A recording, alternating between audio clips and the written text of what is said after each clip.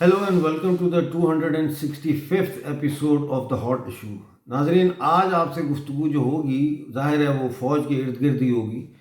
کیونکہ اس وقت وہی ہاٹ ایشو چل رہا ہے، تبادلے ہوئے ہیں اور پوسٹنگز ہوئی ہیں۔ لیکن اس سارے گفتگو سے پہلے میں آپ کے ساتھ بات کرنا چاہتا ہوں جو کشمیر میں سری نگر میں پچھلے دنوں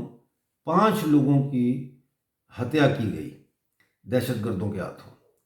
ان میں مکھن لال بندرو صاحب تھے جو ایک فارماسسٹ تھے اور ان کا دوائیوں کا سٹور تھا، اور انہوں نے 1990 کی دہائی میں جب کشمیری پنڈتوں کے خلاف دہشت گرد تنظیمیں اور JKLF اور ان سب نے مل کے کیمپین چلائی اور قتل عام شروع کیا، اور 5 سے 6 لاکھ تک کشمیری پنڈت جو تھے انہوں نے فیصلہ کیا کہ وہ اب کشمیر میں نہیں رہیں گے، اور وہ جموں چلے گئے، بھارت کے دوسرے شہروں میں چلے گئے، کچھ ملک سے باہر چلے گئے، آسٹریلیا، امریکہ، برٹن وغیرہ اور یورپ کے دیگر ملکوں میں۔ تو اس وقت مکھن لال بندرو جی نے فیصلہ کیا کہ وہ نہیں جائیں گے، اور وہ نہیں گئے۔ تو ان کو 5 اکتوبر کو گن سے مارا گیا، ان کے سامنے فائر کیا گیا، پیچھے سے ان کو شاید گولی لگی، وہ شاید شیلف میں سے کوئی چیز نکال رہے تھے۔ اسی طرح ایک ٹیکسی ڈرائیورز ایسوسی ایشن کے عہدیدار ہیں جو مسلمان تھے، ان کو بھی نشانہ بنایا گیا صرف اس لیے کہ وہ پرو انڈین تھے اور وہ پاکستان کے نیریٹو کے خلاف تھے۔ اس کے ساتھ بہار سے کشمیر کی خوبصورت وادی میں آنے والے ایک محنت کش کو جو بیل پوری بیچتا تھا، گول گپے بیچتا تھا اور ہندو تھا، اس کو بھی مارا گیا۔ آج ایک اسکول میں، گورنمنٹ ہائی سیکنڈری اسکول ہے سری نگر میں، وہاں پہ آج ایک سکھ خاتون کو گولی مار کر شہید کیا گیا، اور ایک ٹیچر تھے ان کو بھی گولی مار کر شہید کیا گیا۔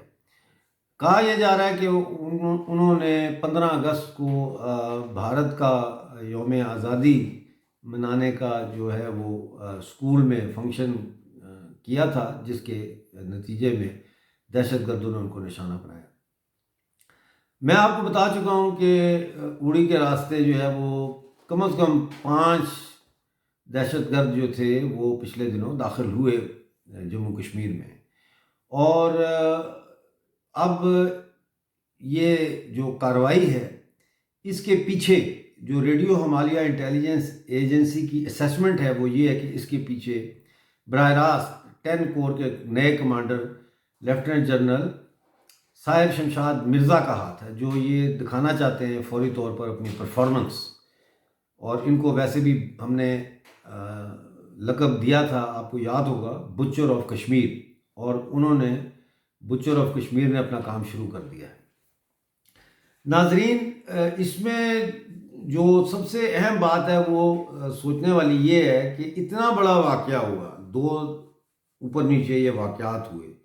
اور ان دونوں واقعات میں الجزیرہ بھی خاموش ہے، BBC بھی خاموش ہے، کانگریس کے لیڈرز بھی خاموش ہیں، لبرل سوسائٹی جو ہے اس کے جو سپوکس پرسنز ہیں وہ بھی خاموش ہیں، بالی ووڈ کے سٹارز بھی خاموش ہیں۔ تو یہ ایک بہت بڑی چنتا کا سبب ہے، ایک بہت بڑی ٹینشن کا سبب ہے کہ اگر کشمیر میں کہیں پولیس کی یا آرمی کی انکاؤنٹر کے میں کوئی مارا جاتا ہے دہشت گرد، تو یہ لوگ بڑی چیخ و پکار کرتے ہیں، اور پاکستانی میڈیا تو ظاہر ہے اس کو دکھاتا ہی ہے، لیکن الجزیرہ بھی اس کو پک کرتا ہے، BBC بھی پک کرتی ہے، پوری انڈیا کی سو کالڈ لبرل اور سیکولر سوسائٹی کے جو علمبردار ہیں، جو اس کے ٹارچ بیرر ہیں، وہ بھی میدان میں آ جاتے ہیں، اور جناب وہ بھارت کی فوج اور پولیس اور سرکاری اداروں کے خلاف بیان بازی شروع کر دیتے ہیں۔ لیکن کشمیری ہندوؤں اور کشمیری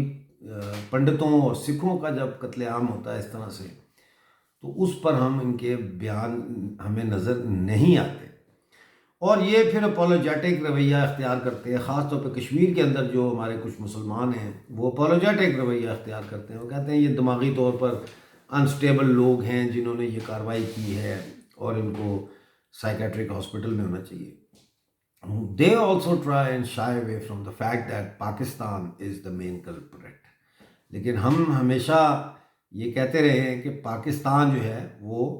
اس کے پیچھے ہے، اور ہمارے پاس کئی ثبوت بھی ہیں، کئی ہم نے جو ٹریل ہیں ان کی ٹیررزم کی وہ بھی آپ کے سامنے رکھی ہے۔ تو اب میرا سوال ہے United nation human right council سے جنیوا میں کہ بھئی آپ لوگ اس حوالے سے کیا کر رہے ہیں؟ کیا آپ لوگوں کو یہ قتل نظر نہیں آتے، یہ ٹارگٹ کلنگز نظر نہیں آتے؟ تو یہ تھوڑا سا میں نے پروگرام میں شروع میں یہ آپ سے ڈسکس کرنا تھا۔ رات بڑی بے چین گزری، لیکن پھر سو گیا میں صبح 4:30-5 بجے، اور پھر 11 بجے دن میں میری آنکھ کھلی تو میں نے دیکھا بہت سارے لوگوں کے میسیجز تھے اور بہت سارے مشورے تھے، بہت ساری انکریجنگ میسیجز تھے، جس میں یہ بھی تھا کہ ڈاکٹر صاحب ہمت نہ ہاریں، حوصلہ نہ ہاریں، ٹھیک ہو جائے گا سارا کچھ، آپ نے ڈٹے رہنا ہے۔ تو ظاہر ہے، اور وہ یہ بھی کسی نے میسیج میں لکھا تھا کہ آپ اپنی ویکنس نہ شو کریں دشمن کو۔ بات یہ ہے کہ ہم ہیومن بینگز ہیں، ہم کوئی زومبیز نہیں ہیں یا روبوٹس نہیں ہیں۔ ہمارے جب لوگ مارے جاتے ہیں تو ہم پریشان ہو جاتے ہیں، ہمیں دکھ ہوتا ہے، ہم تھوڑے ڈاؤن ہو جاتے ہیں، لیکن اس کا مطلب یہ نہیں کہ ہم نے گیو ان کر دیا ہے۔ 22 اکتوبر 2023 تک کا ٹائم ہے پاکستان کے پاس پی او جے کے اور پی او جی بی سے نکلنے کا۔ اس کے بعد پھر امن اور مذاکرات کا راستہ کم از کم ہماری طرف سے، جو ہم لوگ ہیں پی او جے کے اور پی او جی بی کے، ہماری طرف سے پھر مذاکرات کا راستہ بند ہو جائے گا۔ پھر وہ گولی کی بات کرتے ہیں تو پھر ہمیں بھی ان علاقوں کو میں وہی کچھ کرنا پڑے گا جو بلوچستان کے سرمچار کر رہے ہیں۔ بہرحال ابھی اس میں ٹائم ہے، دیکھتے ہیں پاکستان کو اگر عقل آ جائے تو وہ نکل جائے، ورنہ پھر Pakistan is going to be in serious trouble. Any چلتے ہیں باجوہ کی طرف۔ جنرل باجوہ صاحب کی بڑی کامیابی ہے۔ جنرل باجوہ صاحب نے اپنے مخالفین کو کھڑے لائن لگا دیا ہے۔ فیض حمید کو 11 کور کا کمانڈر بنا دیا ہے۔ 11 کور کی اب کوئی اہمیت نہیں ہے، کیونکہ 11 جو تحریک طالبان پاکستان ہے وہ کوئی اتنی بڑی تھریٹ نہیں ہے پاکستان کی اسٹیٹ کے لیے۔ اکا دکا بم دھماکے یا کسی چوکی پہ حملہ کر کے 2-4 لوگوں کو، فوجیوں کو مارنے کے علاوہ وہ بہت بڑا امپیکٹ کریٹ نہیں کر سکتے۔ اور اب جنرل فیض حمید کا زیادہ ٹائم جو ہے وہ آپریشنل پلانز کی تیاری اور بارڈ وائر کہاں تک لگی ہے افغانستان پاکستان کے درمیان ایکسیٹرا ایکسیٹرا، یہاں تک محدود ہو کے رہ گئی ہے۔ وہ جو ان کا تعلق پرائم منسٹر عمران خان کے ساتھ تھا وہ بھی سیبوٹاج ہو گیا، کیونکہ وہ ڈائریکٹلی اب ایک کور کمانڈر پرائم منسٹر کو نہیں مل سکتا اور اس کو ایڈجوٹنٹ جنرل کے تھرو جانا پڑتا ہے۔ تو یہ ساری چیزیں، اور اس کے ساتھ ظاہر ہے کہ اب کور کمانڈر جو ہے وہ آرمی چیف کے نیچے ہوتا ہے براہ راست، وہ اب D G I S I کی طرح نہیں ہے کہ وہ پرائم منسٹر کو جواب دے ہو۔ ناظرین، اس میں اب جنرل باجوہ نے جو ویڈیوز، سیکس ویڈیوز کی ہم نے خبر دی تھی، اس کی روشنی میں جنرل باجوہ نے اب انکوائری آرڈر کر دی ہے، اور انہوں نے کہا ہے کہ نہ صرف یہ پتہ کیا جائے کہ یہ ویڈیوز کیسے حاصل کی گئیں اور کہاں کہاں ہیں، بلکہ یہ بھی اب انکوائری کی جائے کہ جو لیفٹیننٹ جنرل فیض حمید کے ناجائز تعلقات تھے مختلف افسران کی بیویوں کے ساتھ، ان کی انویسٹیگیشن کی جائے۔ اور یہ بھی اس میں کہا گیا ہے کہ جو ایس آئی بی ہے، اسپیشل انویسٹیگیشن برانچ جو ہے ٹرانزٹ کیمپ راولپنڈی کے پاس اس کا آفس ہے، وہاں کے ٹارچر سیل میں جو فوجی افسر پکڑ کے لائے جاتے تھے، ان کی بیویاں جو وہاں ان سے ملنے آتی تھی، ان کا جو ریپ کیے ہیں فوجی افسران نے وہاں پہ، اس کی بھی ڈیٹیلز انہوں نے وہ حاصل کرنے کے لیے انویسٹیگیشن آرڈر کر دی ہے۔ ٹھیک ہے، اس کے علاوہ جو special investigation branch S I B میں جو فوجی افسر لائے جاتے تھے تفتیش کے لیے اور ان کو ٹارچر کیا جاتا تھا، ان کے ساتھ جو سیکشول مس کنڈکٹ کیا جاتا تھا، جو سوڈمی کی جاتی تھی، اس کی بھی انہوں نے انکوائری کے آرڈرز جاری کر دیے ہیں۔ اس کے علاوہ لیفٹیننٹ جنرل ساحر شمشاد جو ایک انتہائی زانی شخص ہے، اس کے جو بیوی ہے، اس کے جو director general P S P M ہیں lieutenant general Imtiaz major general Imtiaz Khan, ان کی بیوی کے ساتھ جو ناجائز تعلقات ہیں اس کی بھی تفصیلات جو ہے وہ انہوں نے کہا ہے کہ وہ حاصل کی جائیں۔ خیال یہ ہے کہ یہ جو سیکس ویڈیوز ہیں یہ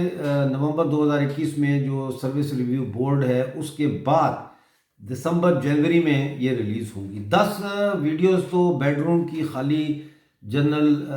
قمر جاوید باجوہ کی بتائی جا رہی ہیں کہ وہ موجود ہیں، جو میجر جنرل ریٹائرڈ منظور احمد دبئی یا لندن سے جا کے ریلیز کریں گے۔ میجر جنرل منظور احمد وہی ہیں سندھی جنہوں نے لاہور ہائی کورٹ میں اپنی ڈسمسل کے خلاف ایک ریٹ پٹیشن دائر کی ہوئی ہے جس پہ پیشیاں چل رہی ہیں۔ انہوں نے اپنی فیملی کو کے پاسپورٹ حاصل کر لیے ہیں اور وہ کسی بھی وقت فیملی کے ساتھ یا پہلے فیملی کو ملک سے باہر نکال رہے ہیں۔ انہوں نے اپنی ساری جائیداد بیچ دی ہے اور انہوں نے جو پیسہ تھا وہ سارا اپنے فورن اکاؤنٹ میں ٹرانسفر کر دیا ہے لندن میں۔ اب سوال یہ ہے کہ جو زبیر ایکس گورنر سندھ کی اور مسلم لیگ نون کے جو اسپوکس پرسن ہیں ان کی جو سیکس ویڈیو سامنے آئی اس کے کیا مقاصد تھے؟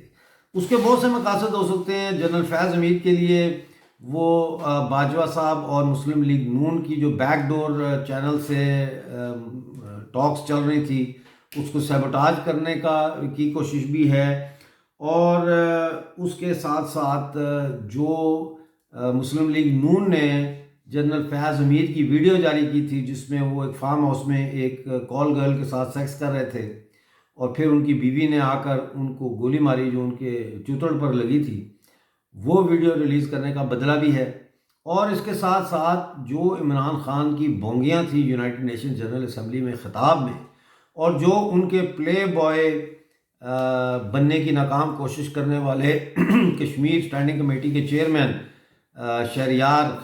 جو ہے افریدی، ان کا جو مینہٹن میں لیوس کی وہ پہن کے ٹی شرٹ اور ویڈیو بنائی ہے، اس کے اوپر جو کنٹروورسی شروع ہوئی تھی اس سے بھی لوگوں کی توجہ ہٹائے جانے کے لیے یہ ویڈیوز سامنے لائی گئی ہیں۔ ہم پہلے آپ کو بتا چکے ہیں کہ زبیر صاحب کی جو ویڈیو ہے وہ جینوئن ویڈیو ہے۔ اب جو اس میں ایک چیز ہے وہ یہ ہے کہ جنرل جو باجوہ ہیں انہوں نے اب فیض حمید کو راؤنڈ دا کلاک بزی رکھنے کے انتظامات کر لیے ہیں، اور باجوہ کو بھی ملنا ہو تو جو چیف آف جنرل سٹاف ہیں لیفٹیننٹ جنرل اظہر عباس، ان سے پہلے اجازت لینا ہوگی باجوہ صاحب کو بھی ملنا ہو تو، اور اس کو فیض حمید کو اب ایک پنجرے میں بند کر دیا گیا ہے۔ فیض حمید جو ہے میرا جہاں تک خیال ہے بہت جلدی جو ہے وہ اب سین سے غائب ہو جائے گا۔ اب اس میں جو سوچنے والی بات ہے وہ یہ ہے کہ جنرل نعمان جو ہے ان کو مقبول نعمان کو یا نعمان مقبول ان کو نیشنل ڈیفنس یونیورسٹی اسلام آباد میں اس کا پریزیڈنٹ لگا دیا گیا ہے۔ اسی طرح سے جو لیفٹیننٹ جنرل عاصم ملک ہیں ان کا تعلق 12 بلوچ ریجمنٹ سے ہے، ان کو اب لگا دیا گیا ہے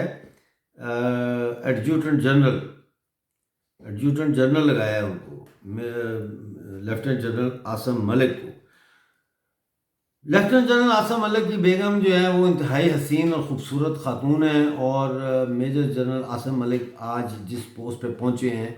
وہ اپنی بیوی کی خدمات جو ہے ان کی وجہ سے پہنچے ہیں، جو خدمات انہوں نے دیگر سینئر فوجی افسران کو پیش کی ہیں۔ میں ان خدمات کی تفصیل میں جانا نہیں چاہتا، لیکن میں یہ بتانا چاہتا ہوں کہ بریگیڈیئر عاصم ملک ایک انتہائی ظالم اور جابر جو ہے وہ آدمی ہے طبیعت کا، اور یہ 12 بلوچ سے جیسا میں نے کہا آپ کو یہ ہے، اور اس نے یہ بریگیڈ میجر تھا بریگیڈیئر حارث کے ساتھ، بریگیڈیئر حارث نواز کے ساتھ جو ریٹائر ہو چکے ہیں، اور اکثر وہ گورو آریہ صاحب نہیں، گورو آریہ نہیں، ارناب گوسوامی جی کے میرے خیال ہے پروگراموں میں بھی وہ آتے ہیں ایز این اینالسٹ، اور یہ ہیڈ کوارٹر 206 بریگیڈ میں اکٹھے تھے۔ اور یہ جو عاصم ملک ہے نیا ایڈجوٹنٹ جنرل، یہ جی او سی رہ چکا ہے 41 ڈویژن کا کوئٹہ میں، اور اس کو کوئٹہ میں جب یہ تعینات تھا تو وہاں اس نے یہ خطاب پایا بچر آف بلوچستان، سارے بچر ہیں، شاہر شمشاد بچر آف کشمیر ہے، یہ بچر آف بلوچستان ہے. ان کی وجہ شہرت جو ہے وہ قتل عام ہے، معصوم لوگوں کا اغوا، قتل، ریپ، سیکس، یہ ان کی وجہ شہرت ہے. ان کی وجہ شہرت کوئی بیٹل جیتنا نہیں ہے. لیفٹیننٹ جنرل عاصم منیر جو ہے یہ ایک اور ہیں. ان کو اب یہ تھے کمانڈر 30 کور کے، ان کو اب کوارٹر ماسٹر جنرل بنا دیا گیا ہے GHQ میں. اور یہ سیٹ جو ہے، ان کی سیٹ پر جو ہے وہ محمد عامر جو تھے ان کو بھیج دیا گیا، یعنی اس کو بھی ایک طرح سے سائڈ پہ کیا گیا ہے. اور لیفٹیننٹ جنرل سعید جو تھے ان کو کور کمانڈر 5 کور کا کور کمانڈر بنایا گیا ہے. اب سچویشن جو ہے وہ اس طرح سے ہے کہ راولپنڈی میں لیفٹیننٹ جنرل ساحر شمشاد، منگلا میں لیفٹیننٹ جنرل شاہین مظہر، گجرانوالہ میں لیفٹیننٹ جنرل محمد عامر جو ایکس وہ تھے ایڈجوٹنٹ جنرل، لاہور میں لیفٹیننٹ جنرل عبدالعزیز، کراچی میں لیفٹیننٹ جنرل محمد سعید جو باجوہ کے پرسنل سیکرٹری تھے، اور میجر جنرل خان جو ہے ان کو اب پرسنل سیکرٹری لگایا گیا ہے. ٹھیک ہے. اچھا، اب کور 12 اور کور 11 جو ہے یہ انتہائی غیر اہم کورز بن چکی ہیں، اور یہ دونوں جو ہے یہ ISI کے سابق DGs جو ہے اور MI کے DG جو ہے ان کو وہاں ڈمپ کر دیا گیا ہے. ٹھیک ہے جی. اب جو امپورٹنٹ ترین آدمی اس وقت ہے باجوہ صاحب کے بعد وہ ہے جنرل جنرل اظہر،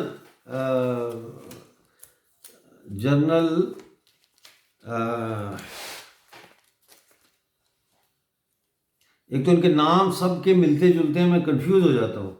جنرل